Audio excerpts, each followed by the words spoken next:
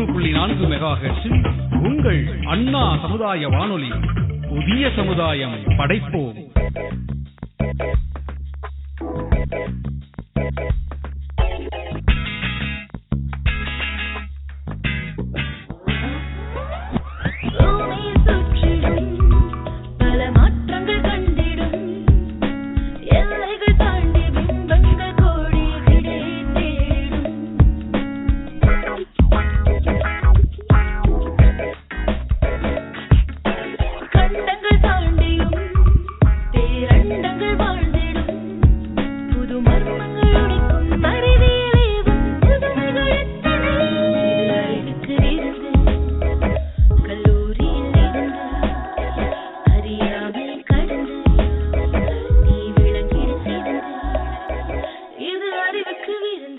வணக்கம் நேர்களே, நீங்கள் கேட்டுக்கொண்டிருப்பது அண்ணா சமுதாய வானொலி 90.4 மெகாஹெர்ட்ஸ். இது இந்தியாவின் முதல் சமுதாய வானொலி. இந்த நிகழ்ச்சி மத்திய அரசின் விஞ்ஞான் பிரச்சார் அறிவியல் பலகை, தமிழ்நாடு அறிவியல் தொழில்நுட்ப மையம் ஆகியவற்றோடு அண்ணா சமுதாய வானொலி இணைந்து வழங்கும் அறிவுக்கு விருந்து நிகழ்ச்சியின் 23ஆம் பாகம்.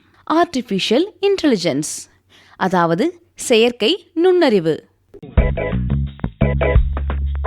அண்ணா சமுதாய வானொலியின் மதிப்பிற்குரிய நேயர்களே, நமது அண்ணா சமுதாய வானொலி 90.4 நாம் இங்கே கூடும்போது இணைப்பு, படைப்பாற்றல் மற்றும் சமூக ஈடுபாட்டின் புதிய விடியலுக்கு வரவேற்கிறோம்.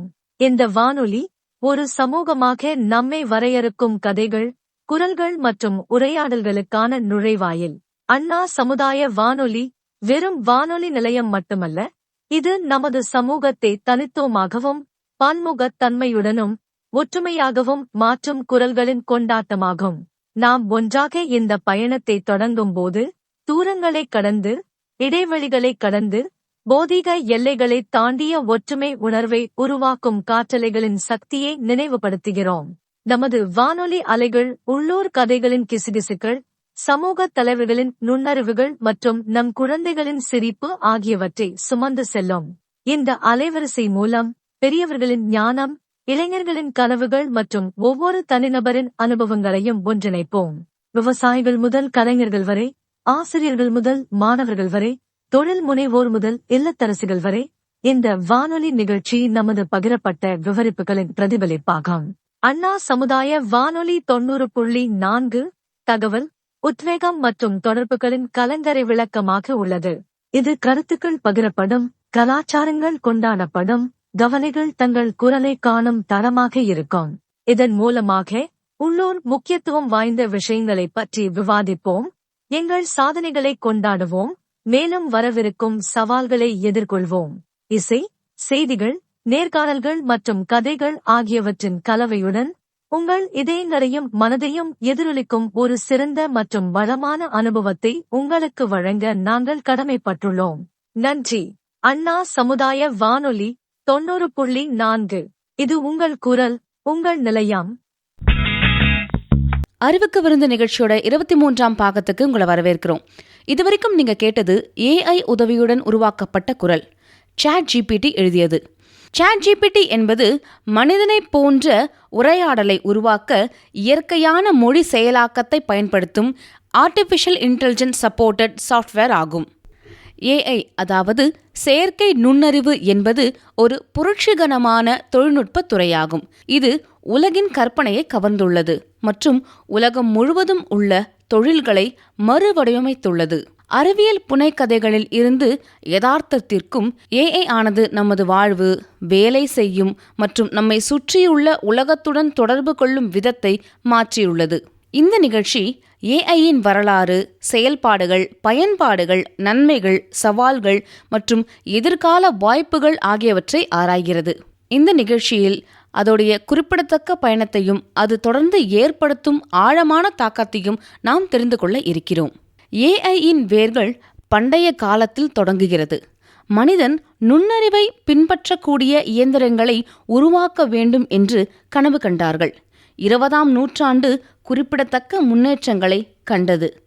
கணினியின் பிறப்பு AI ஆராய்ச்சிக்கான அடித்தளத்தை அமைத்தது. ஆலன் டியூரிங் போன்ற முன்னோடிகள் மனித சிந்தனை செயல்முறைகளை உருவாக்கக்கூடிய இயந்திரங்களின் யோசனைகளை உருவாக்கினார்கள்.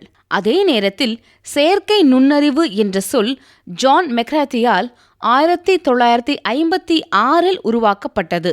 தொழில்நுட்ப முன்னேற்றம் மற்றும் எல்லையற்ற கண்டுபிடிப்புகளால் வரையறுக்கப்பட்ட யுகத்தில் செயற்கை நுண்ணறிவு நவீன நாகரிகத்தின் ஒரு மூலக்கல்லாக வெளிப்பட்டுள்ளது.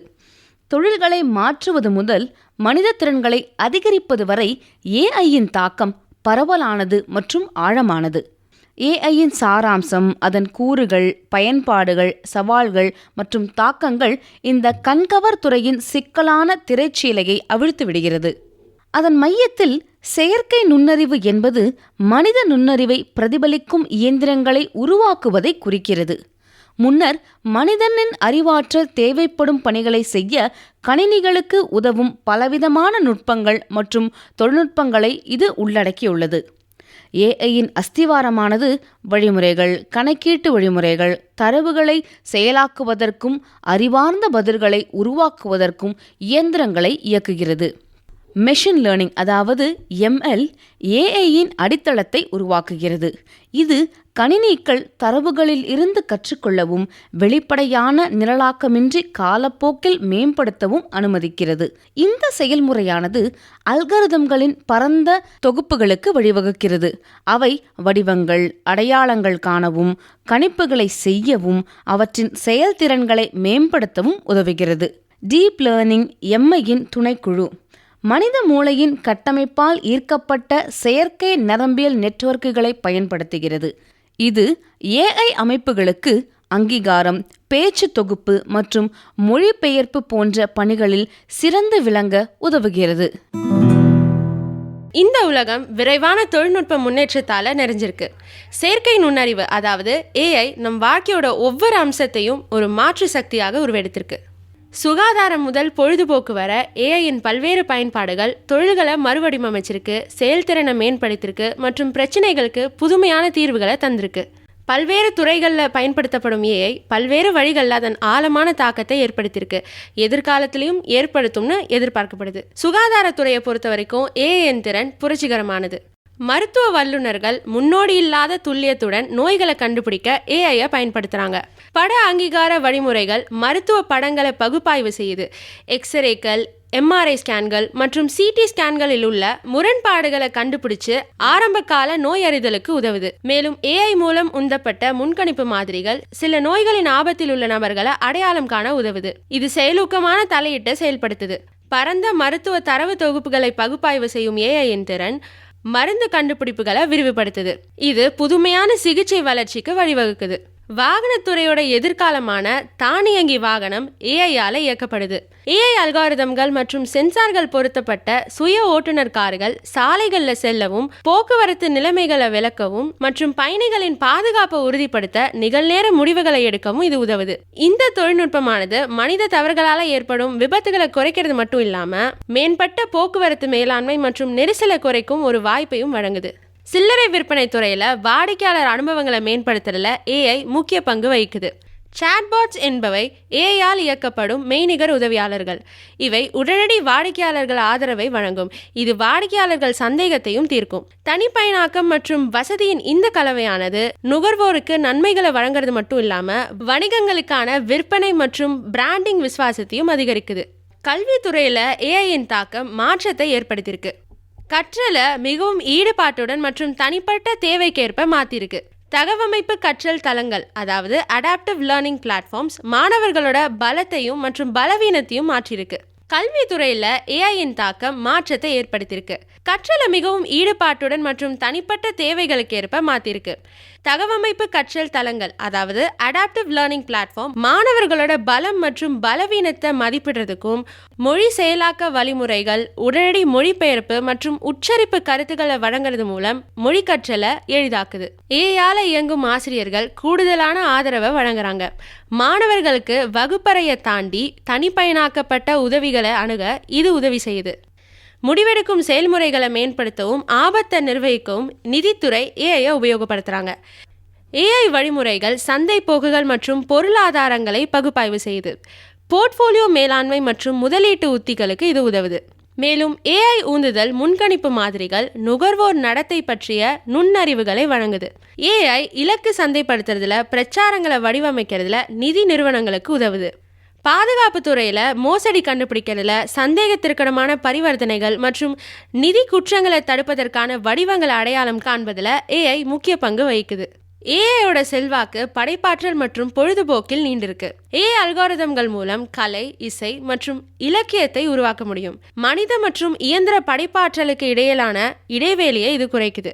கூடுதலாக AI ஆனது வீரர்களின் உத்திகளுக்கு ஏற்ப புத்திசாலித்தனமான எதிரிகளை உருவாக்குவதன் மூலம் கேமிங் அனுபவத்தை மேம்படுத்துது.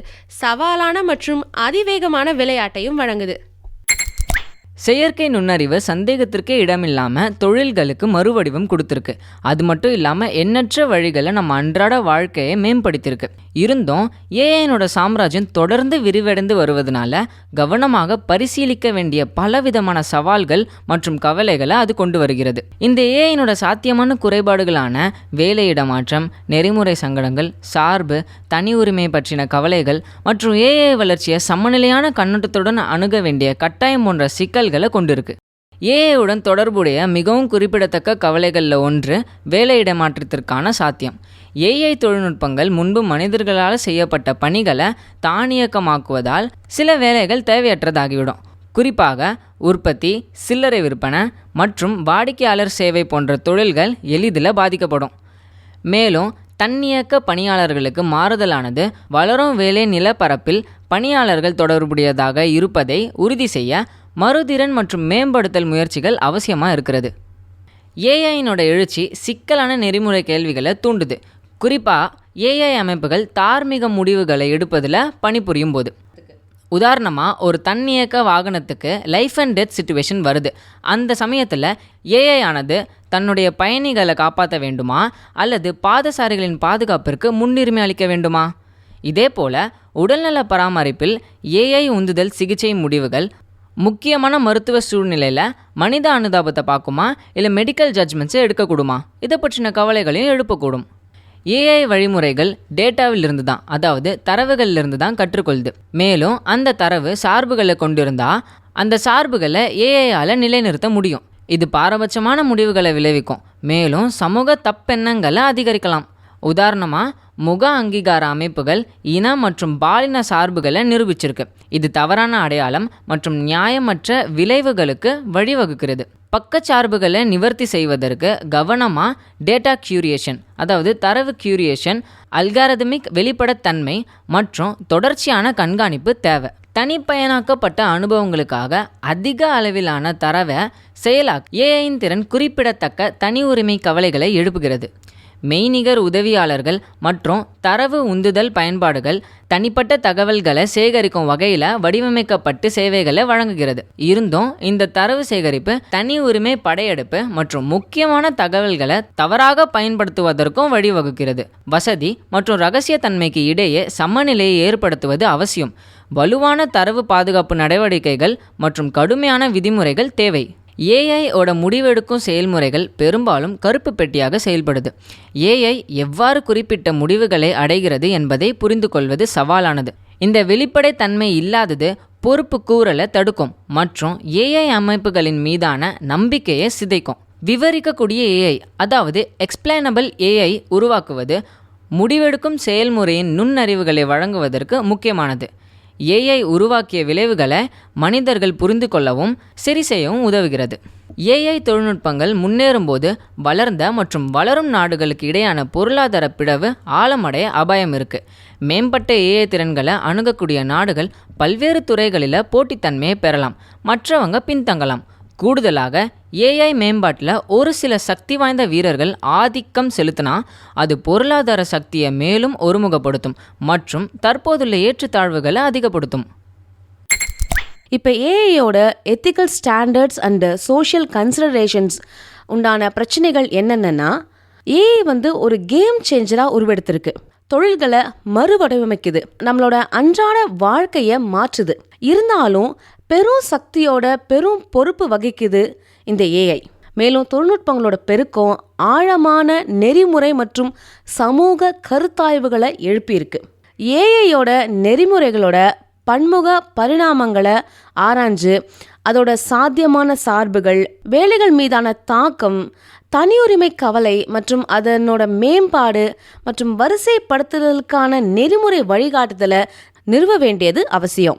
ஏஐயை சுற்றி உள்ள மிக முக்கியமான நெறிமுறை கவலைகளில் ஒன்று பயிற்சி தரவுகளில் இருக்கும் சார்புகளை நிலைநிறுத்துவதற்கான அதோட சாத்தியம். ஏஐயோட ஆல்காரிதம்கள் தரவுகள்லேருந்து, அதாவது டேட்டாலேருந்து விஷயங்களை கற்றுக்குது. மேலும் இந்த தரவுகள் சமூக சார்புகளை பிரதிபலிக்குது. ஏஐ கவனக்குறைவா பக்க சார்பான முடிவுகளை இதன் மூலமாக எடுக்கிறதுக்கு சாத்தியக்கூறு இருக்கு. உதாரணமா, முக அங்கீகார அமைப்புகள் இனம் மற்றும் பாலின சார்புகளை வெளிப்படுத்தியுள்ளன. இது தவறான அடையாளங்களுக்கு வழிவகுத்தது. இது நியாயம், சமத்துவம் மற்றும் சில குழுக்களுக்கு எதிராக பாகுபாடு காட்டும் தானியங்கு முடிவுகளோட விளைவுகளை பற்றிய முக்கியமான கேள்வியை எழுப்புது. ஏஐயோட எழுச்சி வேலை இடப்பெயர்வு மற்றும் வேலையின்மை பற்றிய அச்சத்தை தூண்டியிருக்கு. ஏன்னா ஏஐ வழக்கமான மற்றும் மீண்டும் மீண்டும் செய்யக்கூடிய பணிகளை தானியக்கமாக்குவதால சில வேலைகள் வழக்கற்று போகலாம் என்ற கவலை உள்ளது. உற்பத்தி மற்றும் வாடிக்கையாளர் சேவை போன்ற துறைகள் ஏற்கனவே இந்த மாற்றத்தை அனுபவிச்சுட்டு வருது. இருந்தாலும் ஏஐ மேம்பாடு, தரவு பகுப்பாய்வு மற்றும் மனித ஏஐ ஒத்துழைப்பு ஆகியவற்றில் ஏஐ புதிய வேலை வாய்ப்புகளை உருவாக்க முடியும் என்று அதோட ஆதரவாளர்கள் வாதிடுறாங்க. இந்த மாற்றங்களுக்கு பணியாளர்களை தயார்படுத்துவது, அதுக்கப்புறம் சுமூகமான மாற்றத்தை உறுதி செய்வது, சமூக இடையூறுகளை தணிக்க இன்றியமையாததா இருக்கும். அதே மாதிரி தனிப்பயனாக்கப்பட்ட அனுபவங்களுக்காக அதிக அளவிலான தனிப்பட்ட தரவை செயலாக்க ஏஐயோட திறன் குறிப்பிடத்தக்க தனியுரிமை கவலைகளை எழுப்புது. மெய்நிகர் உதவியாளர்களாக இருக்கட்டும், இல்லை சமூக ஊடக தளங்கள் மற்றும் தரவு சார்ந்த பயன்பாடுகளை இலக்கு சந்தைப்படுத்துதல் அல்லது முடிவெடுப்பதற்கு பயன்படுத்தக்கூடிய தகவல்களை சேமிக்குது. பொருத்தமான சேவைகளை வழங்குறதுக்கும் தனிப்பட்ட தகவல்களை பாதுகாப்பதற்கும் இடையே சமநிலையை ஏற்படுத்துவது வலுவான தனியுரிமை விதிமுறைகள் மற்றும் வெளிப்படையான தரவு பயன்பாட்டு கொள்கைகளை அவசியமாக்குகின்றது சவாலாக இருக்கும். ஏஐயோட முடிவெடுக்கும் செயல்முறை பெரும்பாலும் கருப்பு பெட்டி, அதாவது பிளாக் பாக்ஸாக இருக்குது. இது குறிப்பிட்ட முடிவுகளுக்கு எவ்வாறு வருது அப்படிங்கிறத புரிஞ்சுக்கிறதும் நமக்கு சவாலாக இருக்குது. இந்த வெளிப்படைத்தன்மையின்மை, அதே மாதிரி பொறுப்பு கூறல் பற்றிய கவலைகளை இது எழுப்புது. ஏஐயோட முடிவுகளுக்கு பின்னால் உள்ள காரணத்தை நாம் புரிஞ்சுக்காட்டி அதை எப்படி நம்புறது? ஏஐயோட முடிவெடுக்கும் செயல்முறையை பற்றிய நுண்ணறிவுகளை வழங்குவதற்கு விளக்கக்கூடிய ஏஐயை உருவாக்குவது மிகவும் முக்கியமானது. இது ஏஐ செய்யக்கூடிய பிழைகள் மற்றும் சார்புகளை எளிதாக கண்டறிய உதவும். இந்த நெறிமுறை கருத்தாய்வுகளுக்கு பதிலளிக்கும் விதமா ஏஐ சமூகம் நெறிமுறை வழிகாட்டுதல்கள் மற்றும் தரநிலைகளை நிறுவுவதை வலியுறுத்துது. Institute of electrical and electronics engineering, அதான் நம்ம IEEE அப்படின்னு சொல்லுவோம், மற்றும் ஃபியூச்சர் ஆஃப் லைஃப் இன்ஸ்டிடியூட் போன்ற நிறுவனங்கள் மனித மதிப்புகள், நேர்மை மற்றும் பொறுப்புணர்வை முதன்மைப்படுத்தும் பொறுப்பான ஏஐ மேம்பாட்டிற்காக வாதிடுறாங்க. மேலும் ஏஐ தொழில்நுட்பங்களோட தாக்கங்கள் பற்றிய முழுமையான புரிதலை உறுதி செய்வதற்காக ஏஐ டெவலப்பர்கள், நெறிமுறைகள் மற்றும் சமூக விஞ்ஞானிகளை மேம்பாட்டு செயல்பாட்டில் ஈடுபடுத்த ஊக்குவிக்கப்படுறாங்க. இதுதான் ஏஐ பற்றின எத்திக்கல் அண்ட் சோஷியல் கன்சிடரேஷன்ஸ். நேயர்களே, தொடர்ந்து நாம் கேட்க இருக்கும் பகுதி அறிவியல் அறிஞர்கள். ஜான் மெக்கார்தி அவர்கள் செப்டம்பர் 4, 1927 பிறந்தார். இவர் ஒரு அமெரிக்க கணினி விஞ்ஞானி மற்றும் அறிவாற்றல் விஞ்ஞானி ஆவார். அவர் இந்த துறையில் அவரது அடித்தள பங்களிப்புகளால் செயற்கை நுண்ணறிவின் தந்தை என்று பரவலாக கருதப்படுகிறார். அவர் கணினி அறிவியலில் குறிப்பிடத்தக்க முன்னேற்றங்களை செய்தார். குறிப்பாக நிரலாக்க மொழிகள், செயற்கை நுண்ணறிவு அதாவது ஏஐ மற்றும் நேரத்தை பகிர்ந்து கொள்ளும் அமைப்புகளின் வளர்ச்சியில் நவீன கம்ப்யூட்டிங் நிலப்பரப்பை வடிவமைக்கும் பல தொழில்நுட்பங்கள் மற்றும் யோசனைகளுக்கு அவர் பணி அடித்தளமாக அமைந்தது. ஜான் மெக்கார்தி அவர்கள் அமெரிக்காவின் மாசச்சூசெட்ஸில் உள்ள பாஸ்டனில் பிறந்தார். அவர் கணிதம் மற்றும் தர்க்கத்தில் ஆரம்ப கால திறனை காட்டினார்.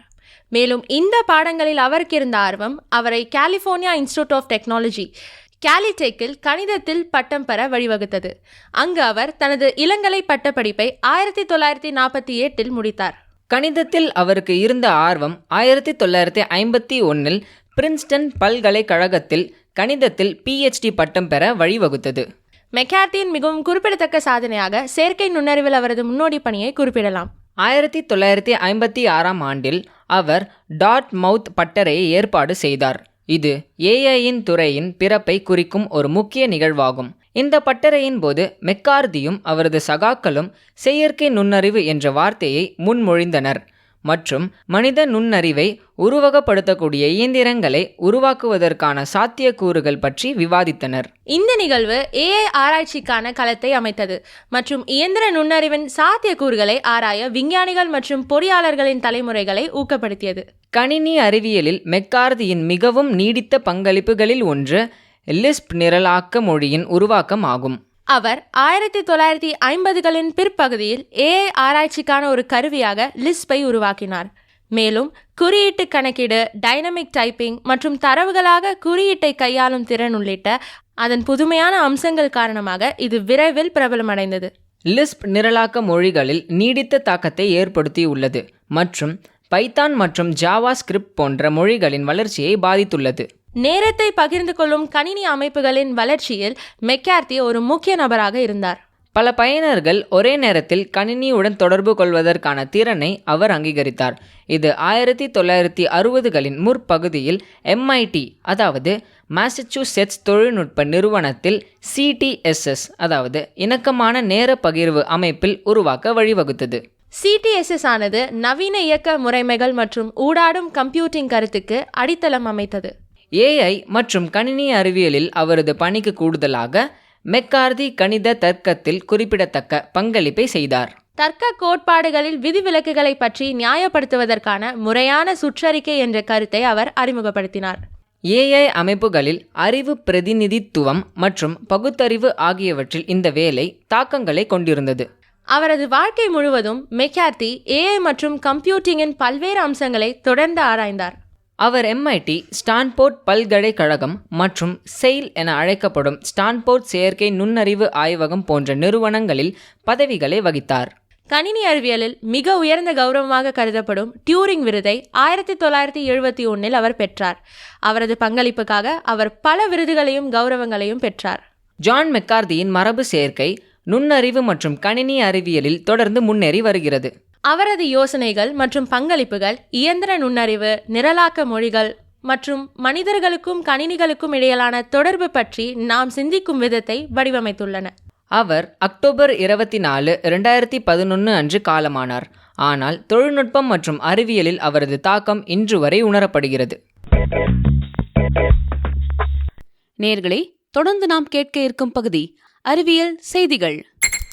செயற்கை நுண்ணறிவு என்ற சொல் 1956 டார்ட்மவுத் கான்ஃபரன்ஸில் ஜான் மெக்கார்த்தியால் உருவாக்கப்பட்டது. குறுகிய அல்லது பலவீனமான AI என்பது ஒரு குறிப்பிட்ட பணிக்காக வடிவமைக்கப்பட்ட AI அமைப்புகளை குறிக்கிறது. அதே சமயம் பொது அல்லது வலுவான AI என்பது மனிதனால் செய்யக்கூடிய எந்த ஒரு அறிவுசார் பணியையும் செய்வதை நோக்கமாக கொண்டுள்ளது. மிஷின் லேர்னிங் என்பது AIயின் துணைக்குழு. இது தரவுகளிலிருந்து கற்றுக்கொள்வதற்கும் வெளிப்படையாக திட்டமிடப்படாமல் காலப்போக்கில் அவற்றின் செயல்திறன்களை மேம்படுத்துவதற்கும் பயிற்சி அல்காரிதம்களை உள்ளடக்கியது. ஆழ்ந்த கற்றல் அதாவது டீப் லேர்னிங் என்பது படங்கள், பேச்சு மற்றும் உரை போன்ற சிக்கலான தரவை செயலாக்க பல அடுக்குகளை கொண்ட நரம்பியல் நெட்வொர்க்குகளை அதாவது நியூரல் நெட்வொர்க்குகளை பயன்படுத்தும் இயந்திர கற்றலின் துணை புலம் அதாவது சப்ஃபீல்ட் ஆகும். நரம்பியல் நெட்வொர்க்குகள் அதாவது நியூரல் நெட்வொர்க் என்பது மனித மூளையின் அமைப்பு மற்றும் செயல்பாட்டால் ஈர்க்கப்பட்ட வழிமுறைகள். தரவுகளிலிருந்து வடிவங்கள் மற்றும் அம்சங்களை கற்றுக்கொள்ள AI அமைப்புகளுக்கு உதவுகிறது. மனித மொழியை புரிந்து கொள்வதற்கும் விளக்குவதற்கும் உருவாக்குவதற்கும் கணினிகளை இயக்குவதில் NLP அதாவது இயற்கை மொழி செயலாக்கம் கவனம் செலுத்துகிறது. சாட்பாட்கள் மற்றும் மொழிபெயர்ப்பு போன்ற பயன்பாடுகளை இது செயல்படுத்துகிறது. கம்ப்யூட்டர் விஷன் என்பது படங்கள் அல்லது வீடியோக்களில் இருந்து காட்சி தகவலை புரிந்து கொள்ள AIயின் திறன் முக அங்கீகாரம் மற்றும் பொருள் கண்டறிதல் போன்ற பயன்பாடுகளை செயல்படுத்துகிறது. வலுவூட்டல் கற்றல் அதாவது ரீஇன்ஃபோர்ஸ்மெண்ட் லேர்னிங் என்பது ஒரு முகவர் சுற்றுச்சூழலுடன் தொடர்பு கொண்டு அதன் செயல்களுக்கு வெகுமதிகள் அல்லது அபராதங்களை பெறுவதன் மூலம் கற்றுக்கொள்ளும் ஒரு வகையான இயந்திர கற்றல் அதாவது மெஷின் லேர்னிங் ஆகும். சாலைகளில் செல்லவும் நிகர்நேர ஓட்டுநர் முடிவுகளை எடுக்கவும் சென்சார்கள் மற்றும் அல்காரிதம்களை பயன்படுத்தும் சுய ஓட்டுநர் கார்களை உருவாக்குவதில் ஏஐ முக்கிய பங்கு வகிக்கிறது. சிரி, அலெக்சா மற்றும் கூகுள் அசிஸ்டன்ட் போன்ற மெய்நிகர் உதவியாளர்கள் பேச்சு அல்லது தட்டச்சு செய்த கட்டளைகளை புரிந்து கொண்டு பதிலளிக்க ஏஐயை பயன்படுத்துகின்றனர். நோய்களை கண்டறிவதிலும் மருத்துவ படங்களை பகுப்பாய்வு செய்வதிலும் புதிய மருந்துகளை கண்டறிவதிலும் மேம்பட்ட நோயாளி கவனிப்புக்கு வழிவகுப்பதிலும் ஏஐ உதவுகிறது. நோய்களை கண்டறிவதிலும் மருத்துவ படங்களை பகுப்பாய்வு செய்வதிலும் புதிய மருந்துகளை கண்டறிவதிலும் மேம்பட்ட நோயாளி கவனிப்புக்கு வழிவகுப்பதிலும் ஏஐ உதவுகிறது. நிதி சேவைகளை பயன்படுத்த அல்காரிதம் வர்த்தகம், மோசடி கண்டறிதல், கிரெடிட் ஸ்கோரிங் மற்றும் போர்ட்ஃபோலியோ மேலாண்மை ஆகியவற்றில் ஏஐ பயன்படுத்தப்படுகிறது. ரோபோட்டிக் ப்ராசஸ் ஆட்டோமேஷன் என்பது ஏஐ இயங்கும் மென்பொருள் ரோபோக்கள் வணிக செயல்முறைகளில் மீண்டும் மீண்டும் செய்யும் பணிகளை தானியக்கமாக்குகின்றன. இது செயல்திறனை அதிகரிக்கின்றன மற்றும் பிழைகளை குறைக்கின்றன. ஏஐ அல்காரிதம்கள் கலை, இசை மற்றும் இலக்கியத்தை உருவாக்கி மனிதன் மற்றும் இயந்திர படைப்பாற்றலுக்கு இடையே உள்ள வித்தியாசத்தை குறைக்கிறது. வீடியோ கேம்களில் ஏஐ உந்துதல் எதிர் பிளேயர்களின் உத்திகளுக்கு ஏற்றவாறு மாற்றியமைக்கிறது, மேலும் அதிவேகமாக கேமிங் அனுபவங்களை வழங்குகின்றன. பயிர் கண்காணிப்பு, நோயை கண்டறிதல் மற்றும் துல்லியமான விவசாயம், வள பயன்பாட்டை மேம்படுத்துதல் மற்றும் விளைச்சலை அதிகரிப்பதில் ஏஐ உதவுகிறது. காலநிலை மாற்றம் தொடர்பான பெரிய தரவு தொகுப்புகளை பகுப்பாய்வு செய்ய ஏஐ பயன்படுகிறது. இது விஞ்ஞானிகளுக்கு கணிப்புகளை செய்யவும் கொள்கை முடிவுகளை எடுக்கவும் உதவுகிறது. ஏஐ ஆனது இணைய அச்சுறுத்தல்களை கண்டறிந்து அதற்கு பதில் அளிப்பதற்கும் நெட்வொர்க் போக்குவரத்தில் உள்ள வடிவங்கள் மற்றும் முரண்பாடுகளை கண்டறிவதற்கும் பயன்படுத்தப்படுகிறது. கூகுள் டிரான்ஸ்லேட் போன்ற ஏஐ இயங்கும் கருவிகள் மொழிகளுக்கு இடையே மிகவும் துல்லியமான மற்றும் இயற்கையான மொழிபெயர்ப்புகளை வழங்க ஆழமான கற்றலை பயன்படுத்துகின்றன. விண்வெளி பயணங்களில் இருந்து அதிவேக அளவிலான தரவுகளை பகுப்பாய்வு செய்வதில் ஏஐ உதவுகிறது. பட பகுப்பாய்வு மற்றும் தரவு விளக்கம் போன்ற பணிகளை இது ஆதரிக்கிறது. ஏஐ ஆனது சில பணிகளை தானியங்குபடுத்தும். அதே வேளையில் ஏஐ மேம்பாடு, தரவு அறிவியல் மற்றும் ஏஐ நெறிமுறைகள் போன்ற துறைகளில் புதிய வேலைவாய்ப்புகளை உருவாக்குகிறது.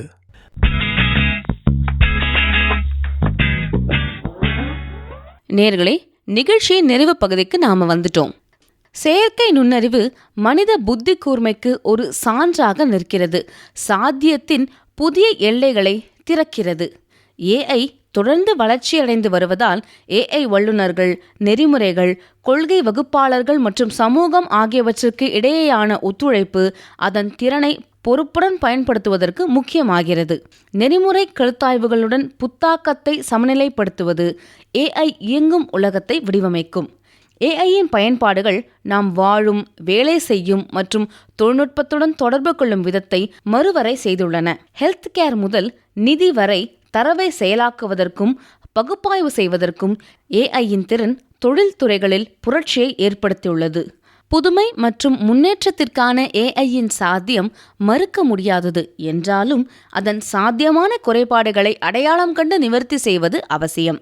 ஏஐயின் சவால்கள் சிந்தனையுடன் வழிநடத்தப்படும் பொழுது ஏஐயின் நன்மைகள் அதிகபட்சமாக இருப்பதை நாம் உணர முடியும். நேர்களே, இந்த நிகழ்ச்சி உங்களுக்கு பயனுள்ளதா இருந்திருக்கும்னு நாங்க நம்புறோம். மீண்டும் அடுத்த நிகழ்ச்சியில் உங்களை சந்திக்கிறோம். நன்றி, வணக்கம்.